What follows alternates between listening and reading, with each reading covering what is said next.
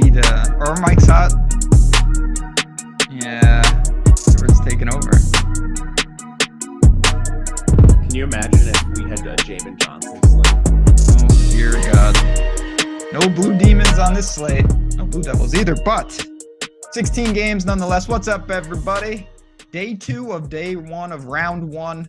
That means a ton more college basketball to break down here at Stokastic. I am Ben Rasa. I am joined, as I was yesterday, as I am every day, by Matt Gajewski. We got a lot to get to, just like yesterday, sir. First day in the books. Major upsets. Arizona goes down. Furman, Team of Destiny, wins for me.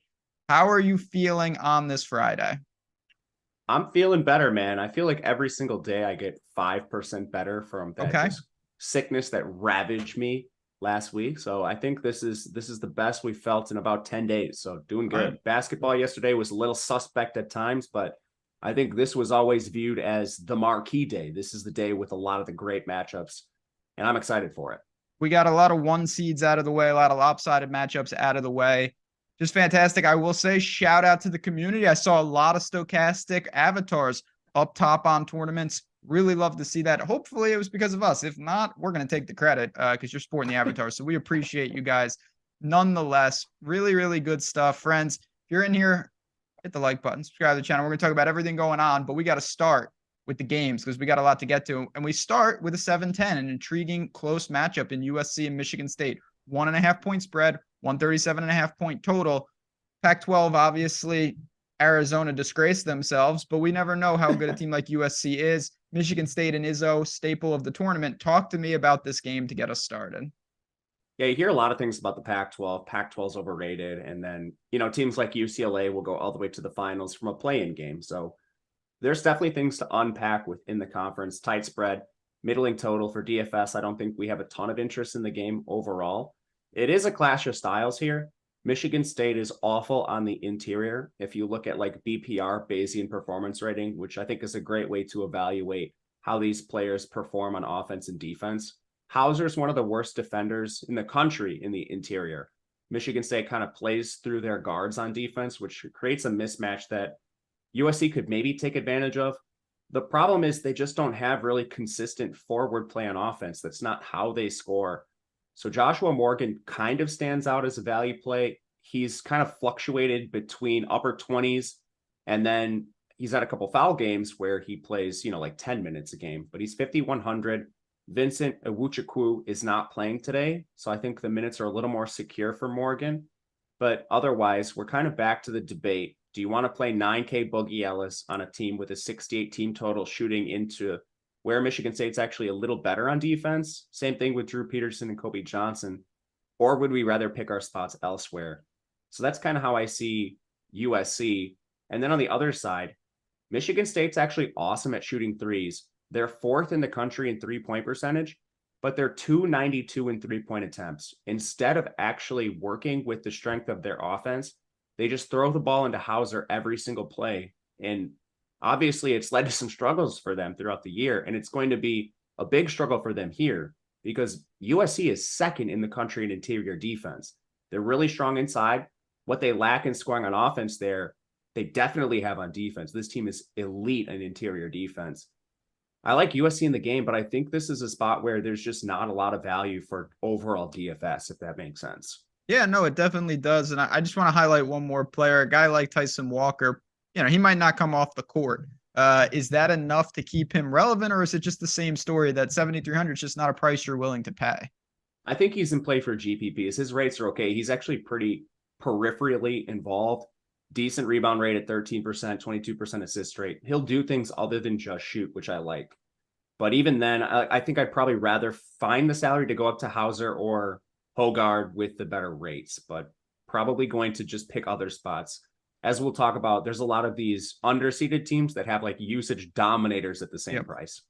So we're going to get to the next game in 5 seconds. I want to ask you, I asked you at the top of the show yesterday, just general thoughts, pricing, tighter than yesterday, looser, in the middle? Like, what do you see on a macro view? It's a little looser, but there's a late news component. There's a couple injuries that are greatly going to influence the slate that could open value. Yesterday was really tight. So if you're playing one player in that game, it sounds like a pretty light game. It's Morgan. I think so. Okay. Kennesaw State, the Owls, double Owls on this slate against Xavier. 12.5-point favorite for the Musketeers, 153-point total. You know, Xavier's got some experience playing these type of teams because they play like DePaul a couple times a year, mop up the floor with those type of players. But Kennesaw State, shout out to them, gets past Liberty. What can they do here? A pretty healthy total in this game. I don't love Kennesaw State in this matchup. They're a team that they're 334th in height, and Xavier's 28th. Now, that should be taken with a grain of salt because they lost Fremantle, but they still have Nunji, who's a tower on the inside, and Xavier's going to use him. I think Kennesaw State, 192 in interior defense, is going to have their hands full.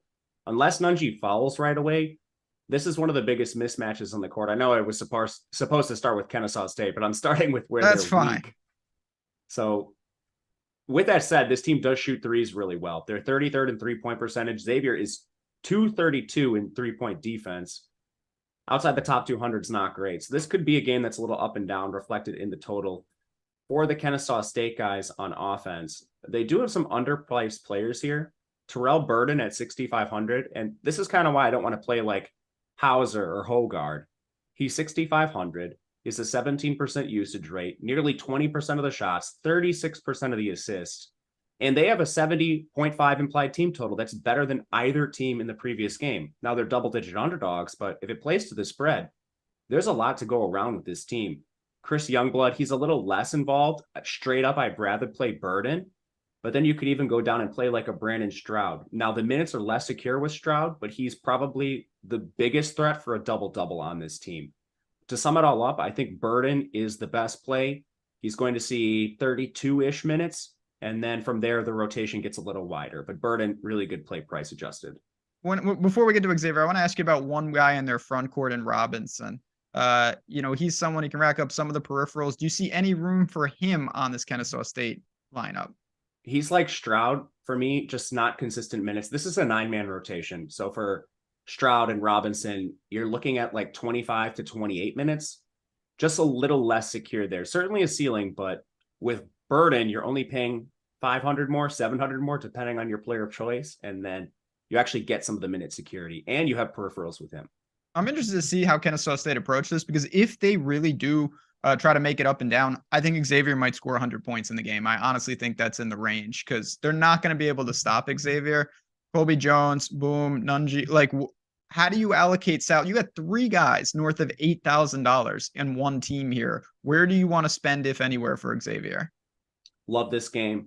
Playing a ton of it and playing a ton of both Nunji. He's the player I'm most exposed to with just the massive size advantage he has. And plus his rates are good. It's not like we're playing a matchup exclusive player here. He has awesome rates. He's probably going to double today. But I do like Soleil Boom over Colby Jones, price adjusted. Boom suffered an ankle injury late in the year, and it kind of depressed his minutes a little bit. But this guy just dominated usage prior to the injury, and we've seen his minutes tip back up. He's above 36 in 2 of the last 3 games. The game he wasn't was their blowout loss to Marquette. And he's their point guard. You have elite peripheral upside. Of the last 5 games, 85% of the minutes have gone to Boom at the point guard position. So there's just a little more ways to get there rather than like a Colby Jones, in my opinion. But I mean, Colby's awesome too. You can play Colby Jones without a doubt. Even guys like Jerome Hunter, who's kind of like an ancillary 4, doesn't do as much. Fremantle rebounds so much that it leaves Hunter behind. And then you have Adam Kunkel, who's a stand in the corner 3-point shooter. With this team total, even these guys could be considered. And even 6-man Desmond Claude, he's playing more and more. 22, 24, and 32 minutes last 3 games. It's pretty decent. I think all 6 are in play. Do you have any Nunji and Boom together? I don't. That okay. I limited just pricing. Okay, so that's a little too much salary allocation. Anything else from this game? I don't think so. Overall, great game to target, especially on the Xavier side. Yeah, no doubt about that. All right, we keep it moving. The Gauchos, UCSB against Baylor. Again, not massive spread, but it is a double-digit, 10-point favorites for Baylor, 141-point total. I have seen UCSB play exactly once. And so my sample size is just that. And I'll tell you, Jai Mitchell looked awesome. That guy was an absolute stud. Can he do anything against Baylor? I don't know, but I want to hear your thoughts on him and the rest of this team. Both these teams have so much potential They just play so slow, which is so sad to me. Their offenses are both essentially top 50, and you've got two really good shooting teams here. And UCSB can play inside. This team has some pretty good size, and that's what Baylor lacks to some degree. You'll see that talking heads on TV really hammer this point home, essentially forgetting that Jonathan Chamwa missed like 25 games and he's back now. But regardless, they still are probably the better team inside. They only play 6 guys. You mentioned their usage leader, Ajay Mitchell. He should be concerned without a doubt. 25% shot rate, 42% assist rate. He's one of the few guards that's live to double-double off assists. 20 overall percent usage, plays every single minute. If he comes off the floor, it's going to be for 30 seconds and he's back into the game. Elite play. Miles Norris is also another pretty good play here. Also going to see every single minute barring fouls. Involved everywhere. Good rebound rate. Live for double-doubles. And I think this goes down the board. I'm interested in using Andre Kelly, who's actually a pretty good player for them. He's a Cal transfer. Calvin Wishart plays a lot of minutes here too. Low 30s. Good rates. Even Josh Pierre-Louis. He's probably the guy I'm least interested in. Just, you don't really have a ceiling on the pricing of some of the other guys, but all 5 are firmly in play. The rotation's tight. The offense is good. And Baylor has the defensive weakness. You just wish the game total was maybe a little better. On the other side, Flagler, George, Cryer, we know this. Bridges at times in that front court can get hot, can stretch the team as well. Who's the guy from Baylor, if anyone, that we want to target? Probably still Flagler, just best rates across the board. 15% rebound rate, 20% shot rate, 32% assist rates. Awesome, does everything. Bridges has played a ton recently, but I think those minutes will tick down a little bit if players like Flo Thamba and Chama aren't fouling out consistently. Now, they tend to do that a lot. But Cryer, he's more of just a straight shooter for this team. That's why you see the price difference here. I'm fine with that. But instead, maybe we could gamble on Keontae George, whose minutes have sort of been reduced as he's eased back from injury. I think we could see 32 minutes for him.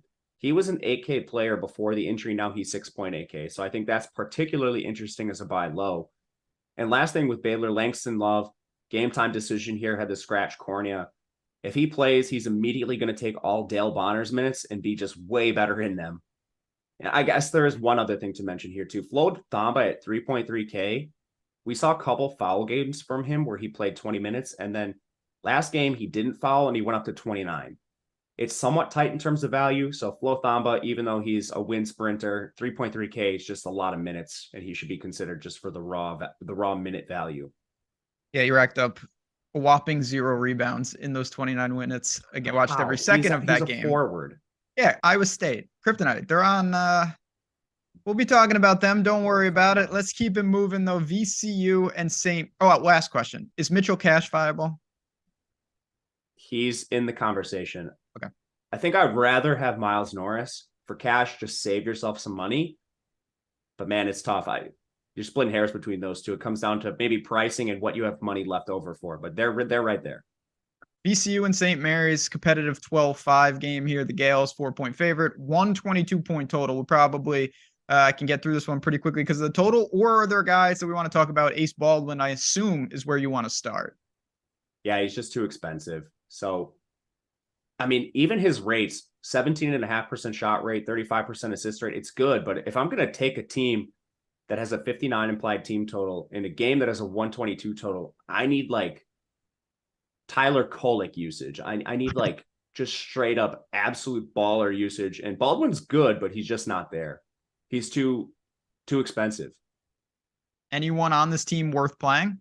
No. What about for St. Mary's? You know, we saw them get crushed late in the year, but Gonzaga's Gonzaga, Mahaney, Johnson. There are some players here that seem on the surface that could be playable, or are they just priced out? They're priced out. I bet a bunch of unders on these props. You have anyone from this game at all? No. Okay. It's easy enough. Vermont and Marquette. Better game environment, 10.5-point spread, 144-point total. Vermont is always in the tournament, sneaky dangerous. What does this team do? Is it a typical, they're going to shoot a bunch of threes and we need to watch out, guard dominant team? Who is the guy that maybe we want to target here? Yeah, there's very few teams you'd come into a matchup with Marquette and be like, wow, they're at a height disadvantage, but Vermont certainly is. They're 327th in height, and Marquette plays a small lineup. So Absolutely nothing to be exploited on the interior here, but they are a pretty good 3-point shooting team, good shooting team overall. 72nd in the country in threes, so maybe they could shoot over the top. But the one thing I'll say here, Marquette's guard defense is pretty good. They create a lot of havoc with their turnovers. I'm interested to see how that sort of press affects Vermont, who traditionally is pretty good with their turnovers. They don't really hand the ball over a lot, but Marquette's just a different animal. For DFS, there's a couple guys that are interesting here. I think first and foremost, we should look at like a Dylan Penn. 33, 31, 27 minutes, last 3 games, 25% shot rate, 15% rebound rate, 14% assist rate. Active everywhere. Finn Sullivan's another guy who has slightly worse rates, but plays pretty consistent low 30s in minutes. And from there, it kind of gets a little bit weird. Matt Veretto is interesting as like a 4.7K value. He's more of a win sprinter, but value's tight today. And then it's just hard to go beyond that. They play 8 guys in their rotation, and a lot of them are just cannibalizing each other. So I think I'm just going to limit this to Penn, Sullivan, and Veretto, and even that's going to be limited within the player pool. On the other side, you already mentioned him. Kolek is a straight alpha, but he's $10,000. Is that too much, or is there enough value on a slate like this that you can still build around him if you want exposure? You could build around him. For me, it's more so Trace Jackson Davis is on this slate. Edie's on this slate. Kendrick Davis is on this slate.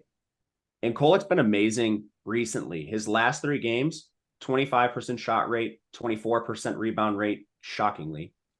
37% assist rate. But on the year, 16% shot rate, 13% rebound rate, 44% assist rate. So where does this lie?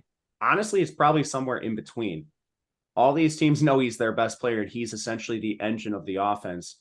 It doesn't quite break without him, but it changes. So I think Kolek is a little bit overpriced here. I'd rather play the elite studs with the double-double equity, the block equity. Kolek definitely doesn't have any of that, but you can't argue with him as a player overall. I'd honestly think about playing Cam Jones instead. When you look down at the rates for Jones' last 3, 22% shot rate, 16% rebound rate, 25% assist rate, he's definitely not as involved, but Cam Jones is out there with really good rates too, and you're saving a ton of money. Oso has the most double-double upside on the team. He's the only player with size, and shockingly for a 6'9", he has a ton of size advantage over Vermont. Could be useful here. Omax is a little too expensive. And then last thing, Stevie Mitchell at 4.7. We were playing him last week, and the reason he saw 20 minutes in the last game is he just immediately fouled. So maybe a value Stevie Mitchell there. Really cheap attachment to a high implied team total. Yeah, there's a lot of potential in this game. And it's not just from the DFS standpoint. I do want to take you just for a second because it's a perfect time to mention it. I know some of you guys, and I got a couple messages yesterday about this, asking that they watch the show and they forgot where to get it. If you are looking for Odd Shopper Premium, the link is in the description for your 7-day free trial. You just go right down there, you click it. My man behind the glass will put it in chat for you guys as well. All sorts of plus EV betting from the NBA to the NHL to college basketball. The guys that you just talked about, some of them show up as some of the best values in the market right now in terms of this game. Guys like Sullivan and Penn for Vermont. Kolek has a couple props on there as well. So if you're looking to take that type of stuff, get down some action. If you're in a betting state, sign up for the free trial. It's the best time to do it. You get 7 full days of it. No questions asked, completely free. A real good opportunity there as well. All right. Penn State. Hey, look at Ajay Mishra right on the screen. Penn State, not Penn State. I've said that now 3 times. I got them on the mind because they cost me a lot of money. Pittsburgh, who we saw play in the playing game, took down Mississippi State. They take on the team that I perpetually can't get right in Iowa State. 4.5 point spread, 131.5 point total. What do you make of Pittsburgh? What did you think? I thought they represented themselves pretty well. Obviously, it was an ugly game, but Mississippi State likes to do that. We've got some info on them in a tournament setting. Talk to me about the Panthers. Yeah, I love this Pitt team. Big question is if Frederico is going to play here. He was seen in practice in sweats. All that really tells me is he just wasn't wearing the same attire as his teammates. Not necessarily a good sign, but his status looms large here. The best value of the entire day is Guillermo Diaz-Graham.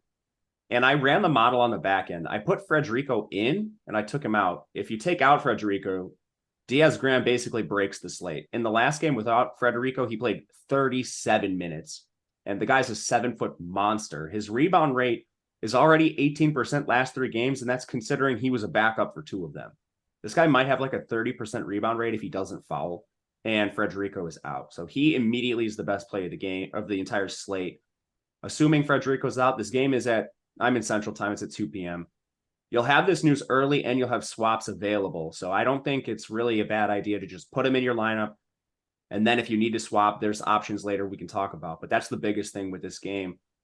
And then from there, I mean, I think the rest of Pitt's going to be really contrarian because you have a dude that's probably going to be 50% owned. And my approach has been like, I don't want 2 or 3 Pitt guys in my lineup. The team total's so low. If you were just like to play a Jamarius Burton, who's a stud, fouled last game, but it's going to play 38 minutes in a competitive game. Blake Hinson is a big that shoots threes. He just chalks and has the most double-double upside. These guys are going to be unowned, like sub 5%. That's the case for playing them. Otherwise, it's just Diaz-Graham. And if we get the news on Federico, Diaz-Graham, first click into cash, right? Yeah, he just straight up breaks the slate. Okay. On the other side, I mean, Kalsher, Holmes, Lipsky can't shoot, but he's out there a lot. Like, what do we do with Iowa State, if anything? I think the best play is actually Trey King, who's playing a ton recently, like 25-ish minutes at 4,600. He's also a fouler, so you've got some maybe baked an upside, but I think he's pretty firmly at 25 minutes. His rates are good, and the only reason I say him is just there's not a lot of pivots off like Diaz-Graham, but if you want to take that stand, he's one of them. Otherwise, like the rest of the lineup, Gabe Kalsher, he's a stand in the corner 3-point shooter. He doesn't do anything else. Lipsy, you mentioned it. He does just about everything except shoot, so there's no upside. Jaron Holmes, he's about my age, still playing college basketball.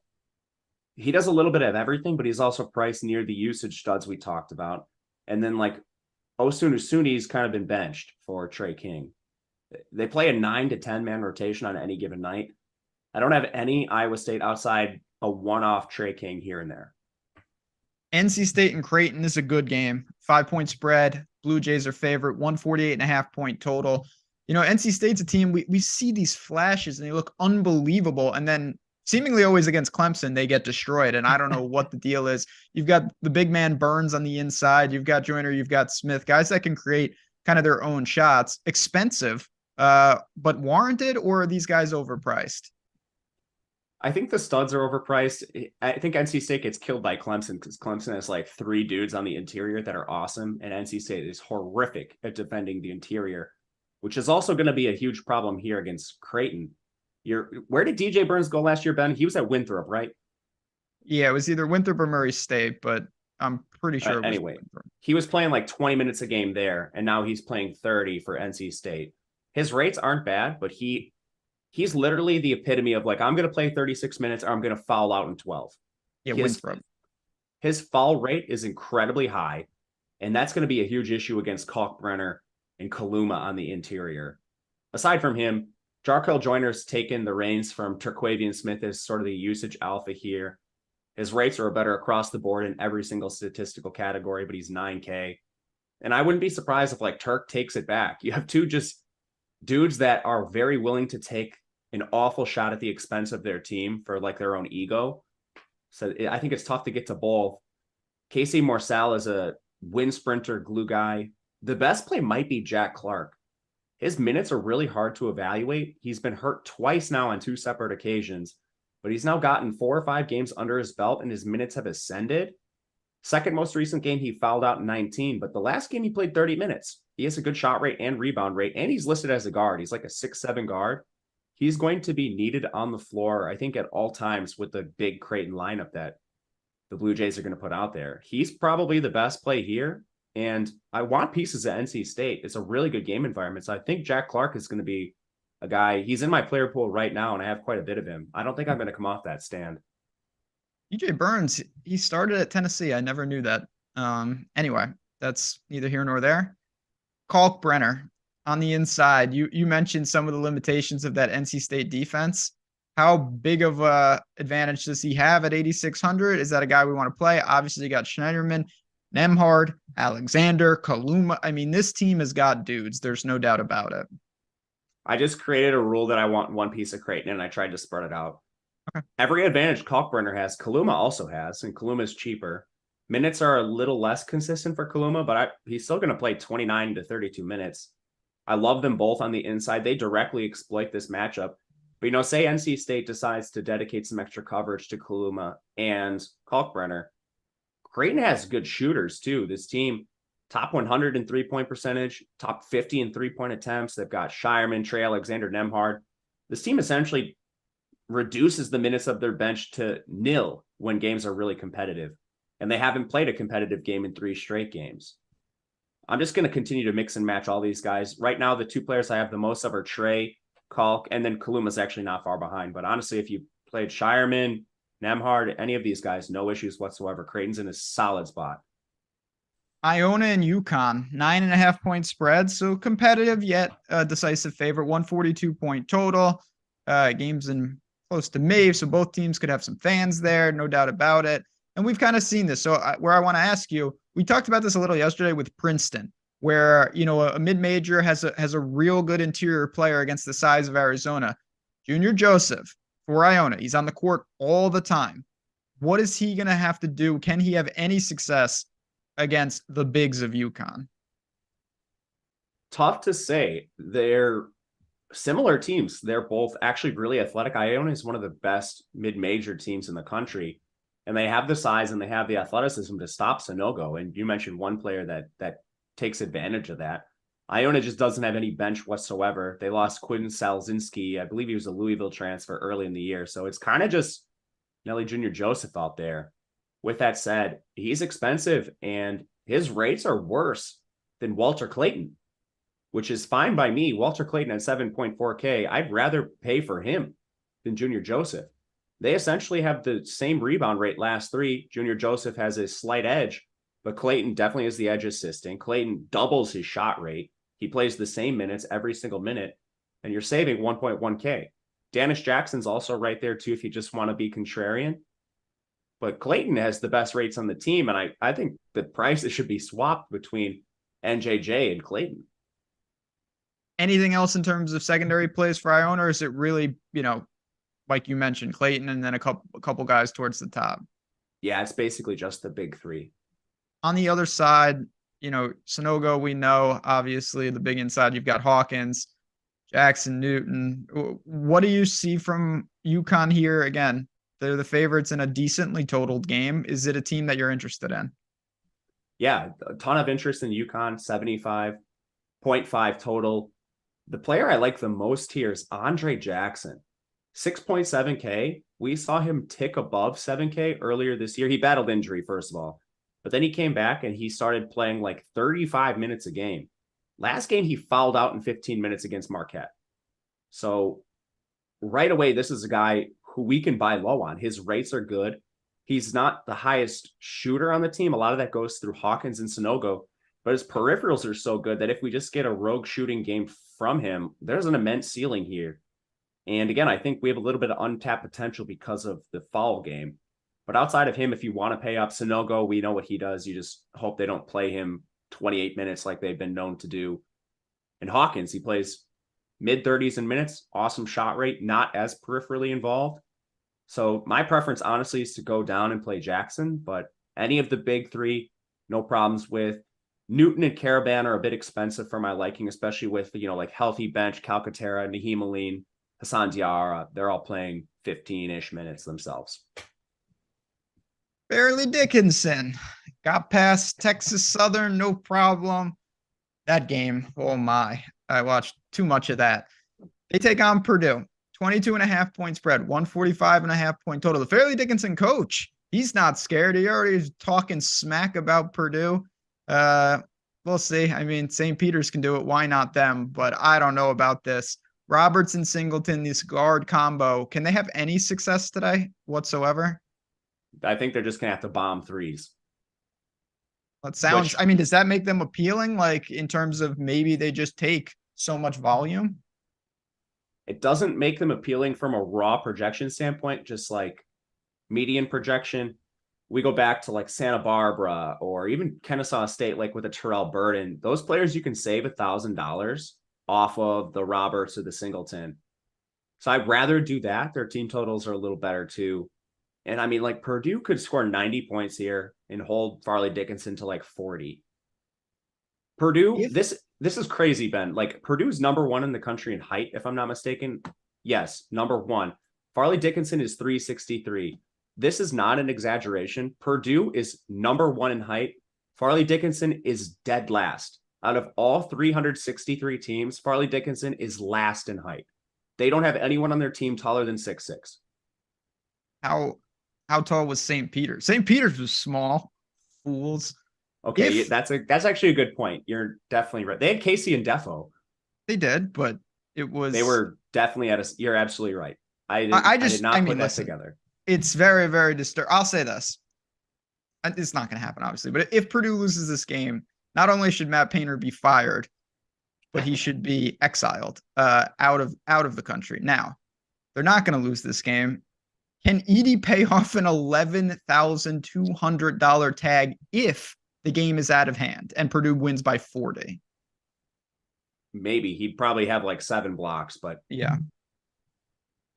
Blocks are worth a ton in DFS. And if they go anywhere near the paint, he's going to have 7 blocks. And this will be a more interesting discussion, but when I ran optimals this morning, not just ours mirrored this, but across the industry, just want to see what other people are getting to. A lot of lineups give you Trace Jackson Davis, and then either mid-range guys or a stars and scrubs build, but you get a ton of Trace Jackson Davis. Edey could just be like a 1-for-1 GPP leverage play off Trace Jackson Davis. There's enough value to allow for that construction. So I think that's how Edey kind of works with the rest of the slate rather than, okay, can he just pay it off? Yes, we have the salary to get one of these studs. Now it's, do we want TJD? Do we want Oscar? Do we want Edey? And Edey's going to be underowned compared to TJD.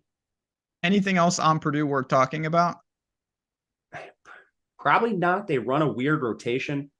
They've given a lot of minutes to like Brandon Newman recently, and Braden Smith has been a pretty good shooter, but he mostly is just an assist guy. I'm going to stick with Edey and move on. Fair enough. Yeah. I mean, we'll see what that freshman backcourt can do in games tougher than this. Providence and Kentucky. Kentucky's a 4-point favorite, 143.5 point total. Also in the graveyard of teams that couldn't get past St. Peter's. So we'll see what they can do against Providence. We'll start with Providence. I don't know what to make of this team. You've got Hopkins, you've got Croswell, both hovering around 8K. Is there anything that we want to target from the Friars? DFS is hard. Total below 70 is not great. Kentucky's getting healthier. There's essentially 3 guys that play enough minutes for us to target. Croswell inside. He's going to be battling Sheboy. Don't love that. Bryce Hopkins, the Kentucky transfer, he's a do-it-all guy. 18% shot rate, 21% rebound rate, 18% assist rate. Double-doubles are live. I'm not scared of anyone on this Kentucky team except Sheboy. So I think he's in play for contrarian builds. And Devin Carter, also involved everywhere, just a little bit less compared to Hopkins, but we could maybe play him. As for the other guys, Noah Locke's a stand in the corner 3-point shooter. Jared Bynum has consistently been rotating with Allen Breed at point guard. Don't love either of them. I think Hopkins the best play from this side, and he should still be contrarian. Oscar Sheboy, you already mentioned him. He's in the bucket with Jackson Davis, with Edey. Do we want to make room for him? And what else from Kentucky? Yeah, he projects a little bit worse. We'll get to TJD, but he projects the best of the big 3 for a good reason. But if you just want to make a 1-for-1 swap to be contrarian, I don't hate it. Oscar has some of the best upside in the country. Just know that Kentucky does subscribe to the 2-foul auto benching philosophy. And in the St. Peter's game, they did this. Essentially, Coach Cal showed us that he'd rather bench Oscar and lose than play Oscar with 2 fouls in the first half. So that's an issue. Matt Painter does that too. So Edey's a risk for that as well. But to break down the rest of the team quickly, they're getting healthy. So they're returning Severe Wheeler and CJ Frederick.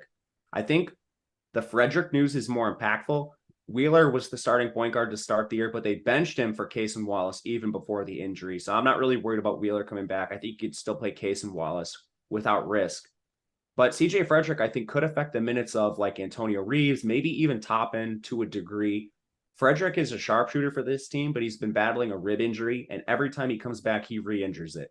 You could literally see 12 minutes or you could see 38 from Frederick. We've seen anything in between and we've seen it ping pong around, but at 3.3K, that could be worth a risk. Drake and Miami. This is a fascinating game. Another dangerous 12-5. Spreads 1.5 points. I want to hear about, we'll get to Miami because they've got some, personnel issues. Let's talk about Drake, though, a team that, I certainly haven't seen a ton. I don't think a lot of people have. DeVries, Penn, Brody. How are they constructed? What are they going to do against Miami? And can they have success? This is a low-key, really good game. And for a mid-major and Drake, only 2-point underdogs. Really good team total on this team. They run a nasty rotation. It's about 9 guys deep. But fortunately, they at least commit minutes to Tucker DeVries and Roman Penn. Roman Penn, again, another guy who's my age. I wonder if Cason Wallace was in high school and Roman Penn began college. Regardless, awesome rates on Penn, 21% shot rate, 54% assist rate on Roman Penn. Actually live for a double-double via assist, 6.6K. This is an awesome price. It's one of the reasons why, I'd rather play Penn than Nelly Junior Joseph or some of these other expensive mid-majors. You've got a usage dominator here in Roman Penn at 6.6K.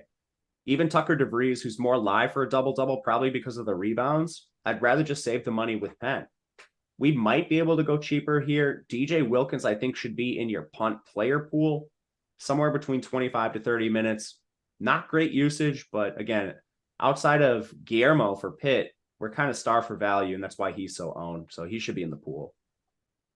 On the other side of this game, Miami's a good team. I'm actually really high on them. I like their guards, but the big question is Omier, their big man. Is he going to play? Is he going to be limited? What do we do about this situation? I assume you're probably pretty hesitant to play him, but what does it do for the team as a whole? I smash Miami in betting. In the betting market? Okay. Yeah. That's step one. I think the line is unbelievably low. Let me ask you this. I'm sorry, but if he sits, do you still think that, or are you saying he's going to play? They reported today that he's going to play, good sources. But you mentioned it when you asked the question. We don't know how healthy he is. Does he play 12 minutes? Does he play 29? Yeah, Sasser played, but did he? I mean, exactly. He got hurt. So who knows? But I think it was a good bet even without him. Regardless, they play 4 guards essentially, and then they use Norchad as their size. Now, in this game, does that really matter against Drake? Drake's kind of middling in terms of height, so other matchups would have exploited that more, but regardless, it looks like he's going to play. As far as this team goes, Miami is going to shoot a ton of threes. They're very good at shooting threes. They don't take a ton of them. They play a lot through Norchad. Excuse me for that. But Isaiah Wong is a bit of a buy low here. You see him coming in significantly cheaper than Jordan Miller and Norchad Omier. I think you have a lot of buy low opportunity on him. Good assist rate and shot rate on Wong. Historically, he's their usage leader, has the highest usage rate on the team. So like the price on him. I don't know if I want to go cheaper. I don't really like Nigel Pack, kind of a wind sprinter glue guy. He's been shooting more recently, but he is really shot dependent. Wooga Poplar's playing more minutes, but I still think you're kind of capped at 28 with him. If you could just get Bensley Joseph and Harlan Beverly off the court for the handful of minutes that they get, and if you could push Wooga to 35 or even 32, he's so consistent across the board. Last 3, he has at least a 14% shot rate, rebound rate, assist rate. Those are pretty good. He just doesn't quite have the minutes you want. So Wong, I think, is my favorite player. If you have the salary to get up to Miller, I'm fine with that, but I'll wait and see on Norchad, maybe play him in the next round. Yeah, no doubt about it. In a game to keep your eye on. You mentioned that you bet Miami. I think I'm going to probably follow you on that train. It's definitely a decent opportunity. And if he plays, I like that line. And for you, just, if you're in a state that has some legal wagering, particularly if you were in New Jersey, Colorado, Virginia, or Ohio, Bet365 has the best deal out there. You got to be in one of those 4 states, but go to the link in the description. It's pretty damn simple. You click it, they're going to give you $365 in bet credits for betting $1. You deposit 10, you bet 1, you get $365. It's that simple. It's fantastic. I wish I lived in New Jersey, Colorado, Ohio, or Virginia. It's where you want to be right now. Again, take advantage of that. You can use it with your Odd Chopper Premium when you get that free trial as well. So just a great opportunity there. Shout out to Bet365 for offering that deal in the states that they're at. Grand Canyon, Gonzaga, 15.5-point spread, 155.5-point total. Grand Canyon is awesome. I just wish they drew somebody different. Efficient offense. They don't play overly fast, but I think they can do some things here. What do you see? Not a guy on their team over $7,000 in the pricing. This could work in our favor. Gonzaga is horrific on defense. Yes. True Timmy is one of the worst defenders in the entire country. All the praise he gets for what he does on offense, he just stands there on defense. That kind of helps him, honestly. He's not a huge fall risk because of it, so I don't hate it. Regardless, for Grand Canyon, we do have a couple usage dominators. Ray Harrison usage rate of 21%, only 6,900. So another reason why, I'm trying to pay down for these usage dominators if I'm taking a stab on like a Grand Canyon player. He has a 36% assist rate last three, over 20% shot rate, rebounds a little bit. He's solid. Gabe McGlothern, he has a 27% shot rate, 21% rebound rate last three. As bad as Gonzaga is on defense, like it wouldn't be terribly surprising to see a guy like this work his way into a double-double. Rebounding advantage certainly favors Gonzaga, but this is going to be a game played to a pretty fast pace if Gonzaga has anything to say about it. And Chance McMillan, 5K flat, he's going to play 37 minutes today. He doesn't do a ton, more of like a shooter and assist guy. So not a ton of double-double upside, but for 5K, like what are we really looking for? There's a lot to be said here for these guys. Even Noah Bauman, 30 minutes in the last game, good rebound rate, not a good shot rate, but I mean, if he works his way into a few extra shots, Noah Bauman plays enough here to consider. I think you can consider any of the top 4 Grand Canyon guys. On the other side, Timmy is over that 10K threshold. You got Watson, Strother's come on a little bit. What do you do with Timmy? And then who's the best peripheral option for the Zags? I think Timmy's the worst of the 10K plus guys. Okay. They're 15.5-point favorites, and they'll ease up on his minutes even when they're, like up by 10. Last 3 games, he's played 20, 34, and 26 minutes. Median projection here should probably be like 28, and Oscar's going to play 38. Edie probably plays like 30, but as you can see, there's Trace Jackson Davis should play 40 minutes today. I would rather get those guys than Timmy. Anton's in the same boat. He's been really involved recently, just with like a more competitive game to spend 7.7K on him. And a lot of his usage has come at the expense of Strother, so I didn't have a lot of interest in Strother to begin with. Even like Nolan Hickman, Rasir Bolton, if one of these guys was below 5K, I'd maybe take a stab, but I think you're just close enough to usage dominators where I don't know if I really want to take on the 18 minutes of Rasir Bolton or one of those players down there. Yeah, no, it makes sense. It's a weird construction of a team, but healthy total, definitely some plays there. FAU and Memphis, an 8-9, 153-point total. Memphis is a slight 1.5-point favorite. I do like Memphis in the game for what it's worth. Again, you can check out all that over on Odd Chopper for the betting takes. Talk to me about FAU, a balanced team. No one really plays major minutes. Good 3-point shooting team, but is that bad for DFS? It's hard to figure out. It's frustrating. Yep. I think you look to 3 guys here, if you do. And I'm not going to play anyone in FAU because I'm a risk-averse coward. Janelle Davis, 7,200. You could look at Elijah Martin, who is probably the most double-double upside, or you could pay all the way down to Jalen Gaffney, who's 3.8K, doesn't do much of anything, but he's 3.8K and he's going to play 25 minutes, and that'll open up a lot of salary for you. Other than that, this is a bad comparison other than the fact that the minutes mirror this team, but they're the San Diego State team of the East. Interesting. Minute-wise, yeah. Not anything else, just the way they distribute minutes.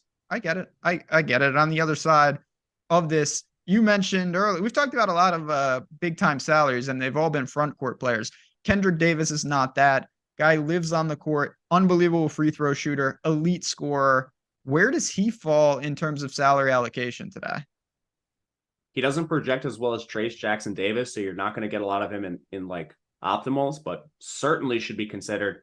25% usage rate. He's taken 30% of the shots last 3, 32% assist rate, just firmly in the same category. DeAndre Williams, 35% rebound rate, 27.5% shot rate. The entire offense comes through these 2 players. Not an exaggeration, the entire thing. And for DeAndre on the interior, I'm not really scared of FAU's interior presence. They're 283rd in height. DeAndre, as long as he doesn't foul, should be able to do whatever he wants. Outside of that, the only two other players I'll mention are, like Alex Lomax is a shooter for this team. He's now come back and played 30 minutes in the most recent game. He's cheap. Chandler Lawson's a rotational big. He's played over 20 minutes in 3 straight. I think his minutes are somewhat dependent on Malcolm Dandridge fouling, but we don't have a lot of guys to consider down there, so he's in play. But otherwise, man, just focus your attention on Davis and Williams. Everything flows through them. Yeah, a 1-2 combo that I think is super dangerous. I hope we get them versus Purdue. I would love to see that matchup. One that would be very, very entertaining. We might get it on Sunday. 3 games left.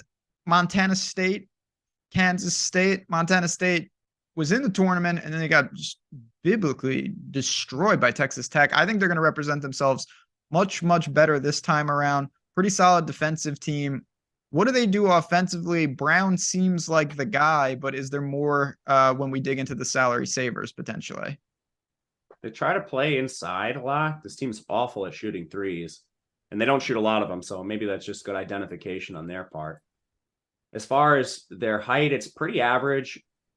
Worse rebounding team than Kansas State.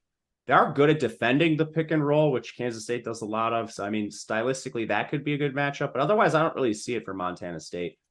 For DFS, they play at least 2 guys, monster minutes. Darius Brown and Raekwon Battle.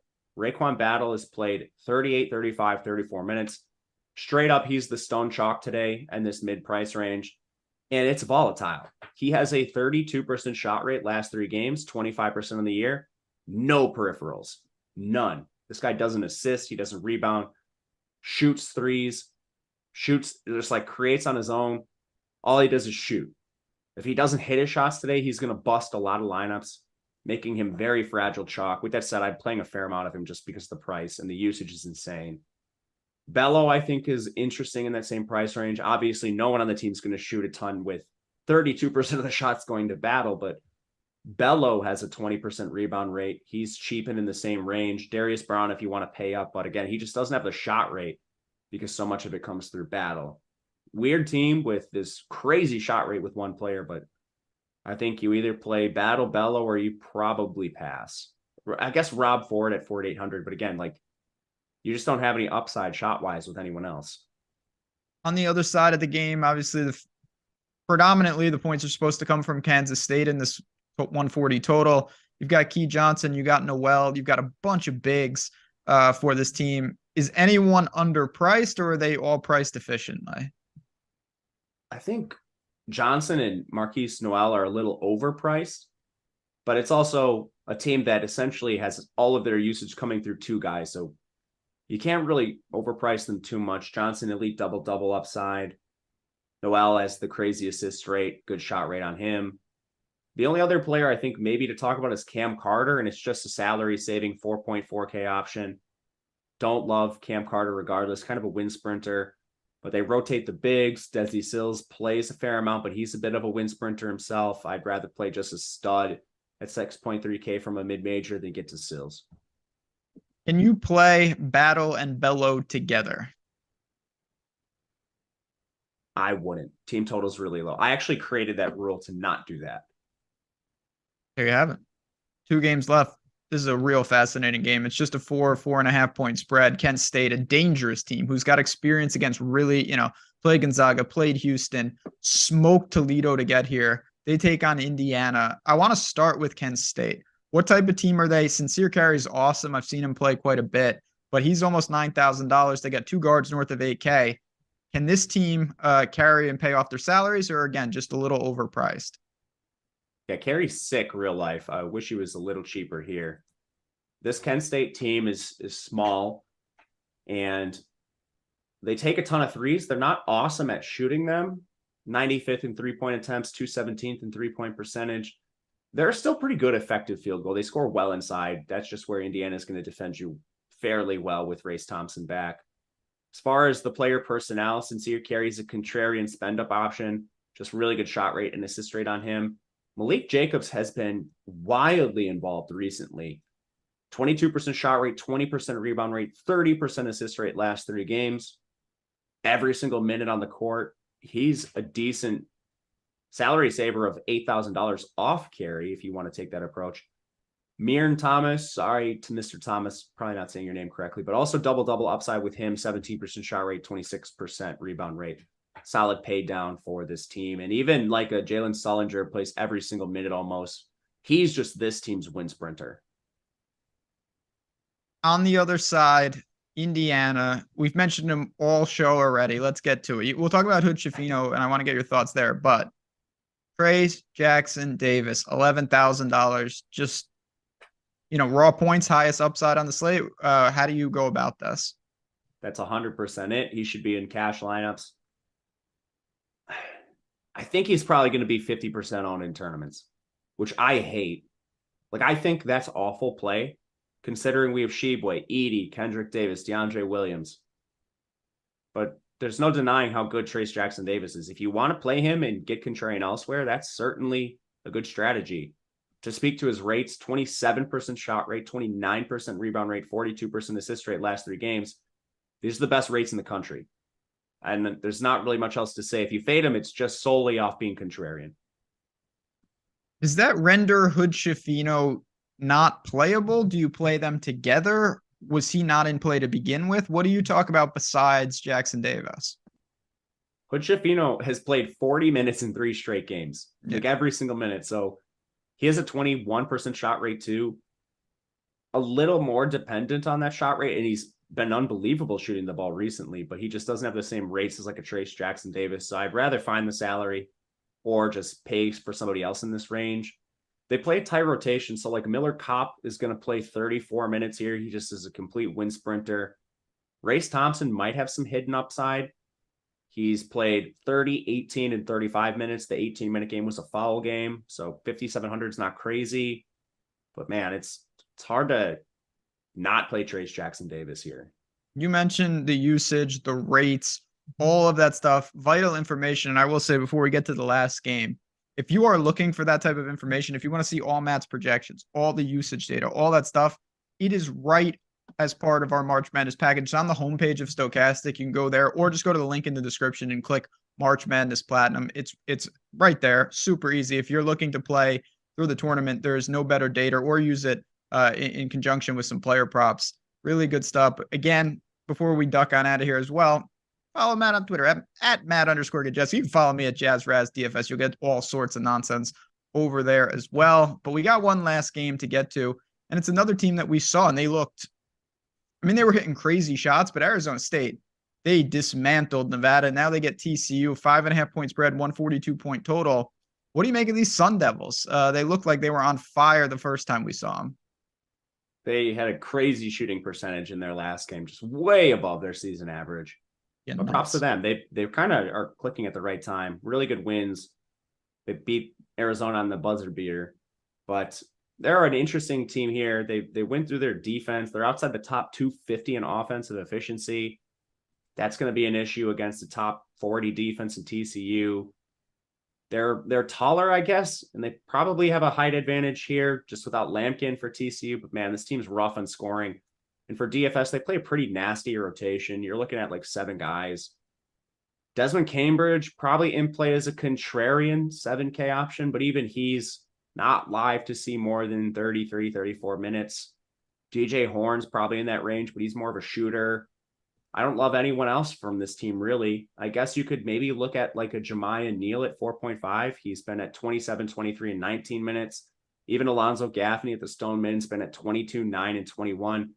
But my worry is, like, if this game is competitive, do they pull back on the minutes of those players? And I tend to think yes. Their last 2 games have just been stone blowouts. So I don't know. I think I'm going to ease up on the Jemiah Neals and Alonzo Gaffneys and probably just fade this team entirely. On the TCU side, you've got Bob Miller, Miles, who was hurt, and now he's been back. All above 7K. Bob's at 8,700. Are these guys playable? How do you think they can attack and succeed against Arizona State? I think all efficiently to somewhat overpriced here. Arizona State's good on defense. Baugh has fully taken over as the usage dominator for this team after the Miles injury. Miles kind of just shooting now, but Baugh, better assist rate, better rebound rate. I'd rather find the salary up there. Miller has double-double upside, but again, Arizona's pretty strong on defense. I think this is a game I'm going to be fading entirely. Interesting. So really no interest across the board here. Excuse me. Sorry. Yeah. You all right? Hanging in I thought there? I'd make it through the whole show, Ben. We're so close. Well, it's all right. We only got a couple minutes left. A couple questions from chat, and then I have a question or two from you. Back to Xavier. Nunji and Boom, okay to play together in 20, or is that just too much salary allocation? I think you're taking on negative leverage, and I'd rather like play Shibwe Boom or something. I know it's not quite the same price range, but you get it. Like another stud and Boom, or another stud and Nunji, or like a Kalkbrenner Nunji instead of a Boom Nunji together. We talked about, I mean, a ton of players, obviously, from all different salary price points. How low are you? Like, are there guys that you mentioned and that are actually at the min today? You know, there were a couple guys yesterday that you mentioned that were basically flirting with the min. Is that the same case today in terms of if people want to get room for Holick, Jackson Davis, or, you know, Davis and Davis combo, something like that? Much riskier today. I mean, yesterday was risky too. You were essentially playing like Bama roulette, and some guys got there, some did it. Nick Pringle, my God, at the game of his career. Today, it's more like, okay, all these games are fairly competitive outside of Purdue and Grand Canyon. Do we really trust Alonzo Gaffney in a competitive game against TCU at the Stoneman? The player that I would say is CJ Frederick at 3.3K, but does he play more than 20 minutes? When he plays, he's basically just a shooter anyway. So with Frederick, it's like, how healthy is he? And could he even play like the 35 minutes he had been playing? Or are we stuck with 15? So they come with a different sort of risk. It's not like, all right, I know Bama's going to score 90 points. I hope I get the right guy. It's like, I don't even know if Frederick's going to play these minutes. So risky in a different way. But those are the players I would say, Frederick and I guess Gaffney at the Stoneman. I have a little bit of Frederick, but I'm not getting crazy with this range. Yeah. And you mentioned it's just a different slate. Yesterday, we talked 3, 4, 5 games that were like 15 to 25 point spreads. Here we've got Purdue at 22.5, and we've got Gonzaga at 15.5, and that's about it. There's just not the one seeds. There's not the blowout. I mean, Miller, I can't derail the show because it's almost over. Miller didn't even score yesterday. Like, I don't know what that was about, but you know, would have been nice to know he had the groin injury coming in.